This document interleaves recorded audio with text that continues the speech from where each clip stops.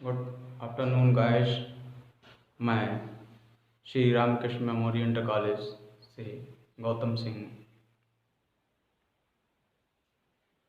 जैसा कि बच्चों, कल मैंने आप लोगों को इंटर की फिजिक्स में सेकंड भाग का फर्स्ट चैप्टर प्रकाश का परावर्तन के बारे में बताया था। कल मैंने आपको प्रकाश के बारे में, प्रकाश के परावर्तन के बारे में, आपतन कोण, परावर्तन कोण, आपतित किरण, परावर्तित किरण के बारे में बताया। उसी के आगे फिर मैं अपना आगे बढ़ रहा हूँ। परावर्तन के नियम। परावर्तन के नियम।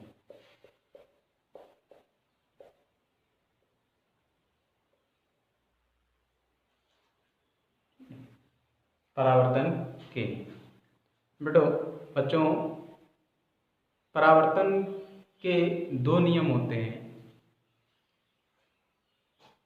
नंबर एक क्या है? आपतित किरण और परावर्तित किरण। आपतित किरण और परावर्तित किरण तथा इन दोनों के बीच बने अवलंब तीनों एक ही तल पर होते हैं। जैसे ये मान लेते हैं कोई एक दर्पण है, चिकना तल है, परावर्तक तल है, ये मान लेते हैं परावर्तक तल। परावर्तक तल, ठीक। इस पर आपतित किरण और परावर्तित किरण, ये आपकी आपतित किरण हो गई,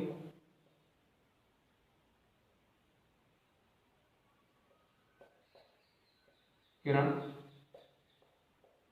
और ये आपकी परावर्तित किरण हो गई, ठीक। तथा इन दोनों के बीच में बना अवलंब, ये तीनों चीजें जो होती हैं एक ही तल पर होती हैं। कहाँ होती हैं? आपतित किरण, परावर्तित किरण और इन दोनों के बीच में बना अवलंब एक ही तल पर होते हैं। ये प्रथम नियम हो गया। प्रथम नियम आराम से आप लोगों ने लिख लिया होगा।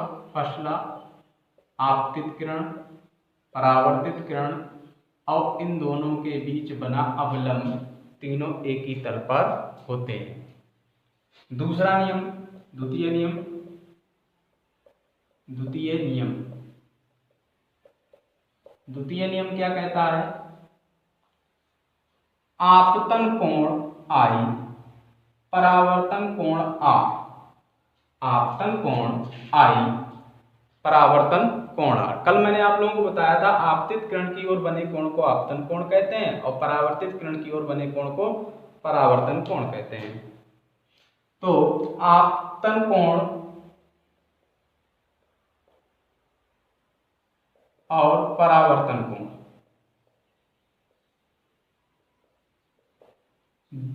दोनों सदैव कैसे होते हैं? बराबर होते हैं। यानी आपतन कोण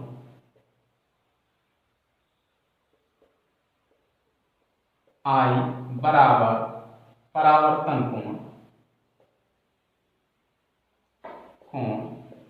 R, सदैव बराबर। दूसरा नियम क्या कहता है? आपतन कोण और परावर्तन कोण सदैव बराबर होते हैं, ठीक है। अब इसके आगे देखते हैं।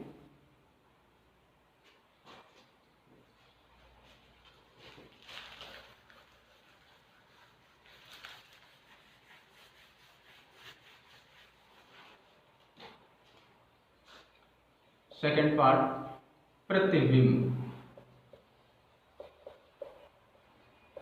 प्रतिबिंब, इमेज,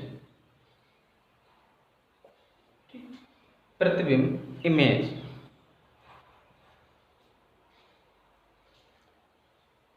जब प्रकाश की किरण वस्तु के किसी बिंदु से चलकर परावर्तन अथवा अपवर्तन के पश्चात किसी दूसरे बिंदु पर जाकर मिलती है अथवा दूसरे बिंदु से आती हुई प्रतीत होती है, तो इस बिंदु को दूसरे बिंदु को पहले बिंदु का प्रतिबिंब कहते हैं।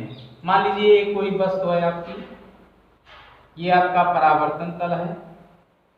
इसे समझने का प्रयास करेंगे, जब आप समझ जाएंगे तो परिभाषा आपको अच्छे समझ में आ जाएगी। ठीक, ये कोई बिंदु है, ठीक है। यहां से चलने वाली किरण या तो परावर्तित होगी या फिर आपतित हो जाएगी। दोनों में से कोई भी एक कंडीशन हो सकती है, या तो परावर्तित होगी या आपतित हो जाएगी। ठीक, अब जहां पर ये मिलती हैं या मिलती हुई प्रतीत होती हैं, तो जो पहला बिंदु जो है, दूसरा बिंदु जो है पहले बिंदु का क्या कहलाएगा? प्रतिबिंब कहलाएगा। समझने का प्रयास करें। जब किसी वस्तु से चलने वाली किरण किसी चिकने तल या परावर्तक तल से आपतित होती या परावर्तित होती है, उसके पश्चात वह जिस बिंदु पर मिलती है या आती हुई प्रतीत होती है, तो वह बिंदु जो होता है, यानी दूसरा बिंदु जो होता है, पहले बिंदु का प्रतिबिंब कहलाता है। समझ गए होंगे। जब कोई वस्तु किसी परावर्तक तल की ओर जाती है, जब कोई प्रकाश की किरण किसी वस्तु के बिंदु से चलकर परावर्तन के पश्चात या अपवर्तन के पश्चात दूसरे बिंदु पर जाकर मिलती है, तो वह दूसरा बिंदु जो होता है पहले बिंदु का प्रतिबिंब कहलाता है।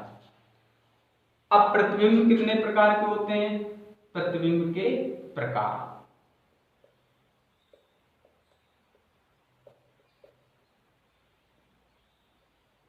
प्रतिबिंब के प्रकार। नंबर 1 प्रतिबिंब वास्तविक प्रतिबिंब। परिभाषा सेम टू सेम, बहुत वैसी है, थोड़ा सा डिफरेंट है। वास्तविक प्रतिबिंब में यदि किसी बिंदु वस्तु से चलने वाली प्रकाश की किरण अपवर्तन या परावर्तन के पश्चात किसी बिंदु पर वास्तव में मिलती है। कैसी मिलती है? वास्तव में। वास्तविक का मतलब वास्तव में मिलती है, तो जो दूसरा बिंदु जो होता है या उसके द्वारा जो बना प्रतिबिंब होता है वो हमेशा वास्तविक होता है, हमेशा वास्तविक। यानी किसी बिंदु वस्तु से चलने वाली प्रकाश की किरण अगर किसी बिंदु पर जाकर वास्तव में मिलती है तो वो क्या हो जाती है? वो बिंदु जो होता है आपका वास्तविक प्रतिबिंब कहलाता है। एक और चीज बच्चों बात है, वास्तविक प्रतिबिंब को हम प्राप्त कर सकते हैं। वास्तविक प्रतिबिंब को हम दर्पण पर प्राप्त कर सकते हैं। ध्यान रखना, वास्तविक प्रतिबिंब को हम दर्पण पर प्राप्त कर सकते हैं। दूसरा नंबर आता है आपका आभासी प्रतिबिंब। दूसरा नंबर आता आभासी प्रतिबिंब। आभासी प्रतिबिंब।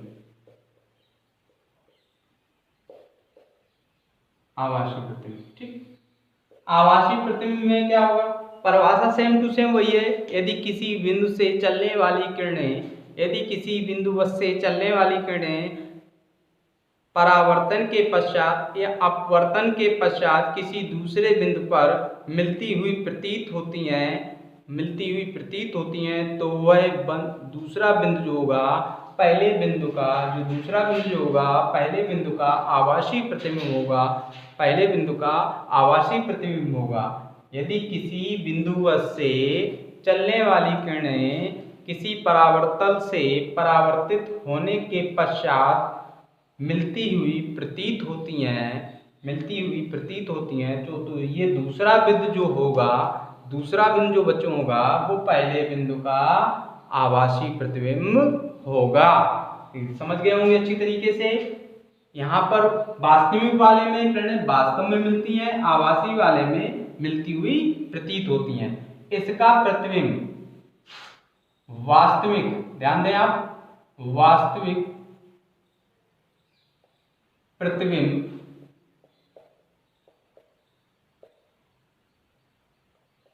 दर्पण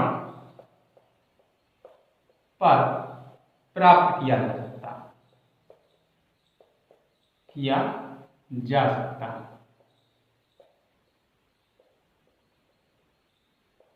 लेकिन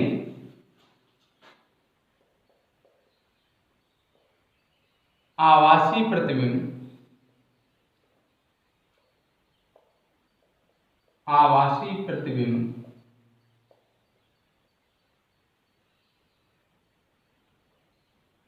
केवल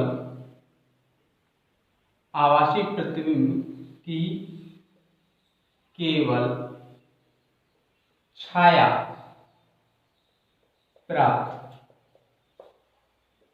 की जा सकती है।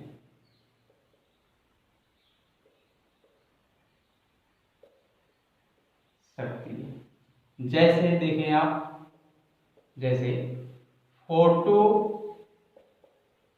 कैमरा से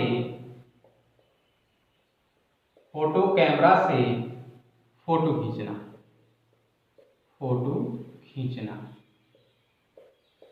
ध्यान दें आप, फोटो खींचना। तो जो हम फोटो कैमरा से हम किसी भी वस्तु की फोटो खींचते हैं तो वो वास्तविक प्रतिबिंब हमें नहीं मिलता है, वो उसका आभासी प्रतिबिंब मिलता है। और जबकि हम किसी दर्पण के सामने साफ खड़े हो जाएं बिल्कुल साक्षात, तो वहां पे जो प्रतिबिंब दर्पण प्राप्त होगा वो हमारा वास्तविक प्रतिबिंब होगा। ठीक है बच्चों, आज के लिए इतना ही है। आशा करता हूं कि कोरोना वायरस की वजह से आप लोग घर पे ही अध्ययन कर रहे हैं और अच्छे से अध्ययन करते रहें।